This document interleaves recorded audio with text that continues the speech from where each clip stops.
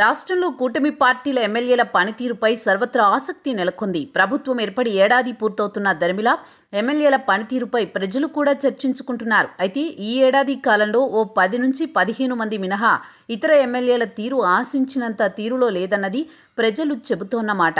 అంతేకాదు ఏడాది కాలంలో వారి గ్రాఫ్ 30% మేరకు తగ్గిందన్న విషయం కూడా చర్చకు వస్తోంది.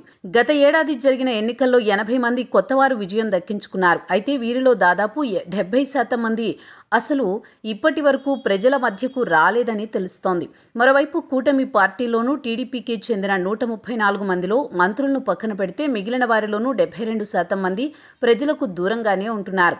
కొందరు మాత్రమే ప్రజల మధ్యకు వస్తున్నారు, కార్యక్రమాల్లో పాల్గొంటున్నారు. దీంతో గ్రాఫ్ తగ్గుముఖం పట్టిందన్న వాస్తవం. నిజానికి పై స్థాయిలో చంద్రబాబు విషయంలో ఉన్న నమ్మకం, విశ్వాసం వంటివి క్షేత్రస్థాయిలో ఎమ్మెల్యేలపై కనిపించకపోవడం గమనార్హం.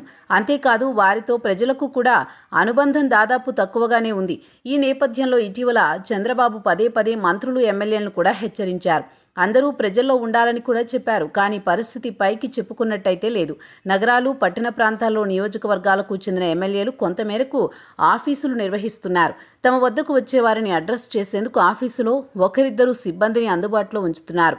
దీంతో తమ ఎమ్మెల్యేలను కలుసుకునేందుకు వచ్చే ప్రజలు నానా ప్రయాస పడాల్సిన పరిస్థితి ఎదురవుతోంది. అంతేకాదు అసలు వచ్చినా ఎమ్మెల్యేలు అందుబాటులో ఉండడం లేదన్న చర్చ కూడా ఉంది. కురుపాం, పాలకొండ వంటి నియోజకవర్గాలు జాబితాలో ముందు వరుసలో ఉండగా సింగనమల నియోజకవర్గంలో ఒకే ఒక్క కార్యాలయం అందుబాటులో ఉంది. ఇలాంటివి చాలానే ఉన్నాయి. దీంతో ప్రజలకు, ఎమ్మెల్యేలకు మధ్య కనెక్టివిటీ బాగా తక్కువగా ఉందన్న టాక్ జోరుగానే వినిపిస్తోంది. దీంతో గత ఎన్నికల సమయంలో ఉన్న గ్రాఫ్ 100% అనుకుంటే ఇప్పుడది 70%కి తగ్గుముఖం పట్టిందన్న వాదన బలంగా వినిపిస్తుండడం గమనార్హం.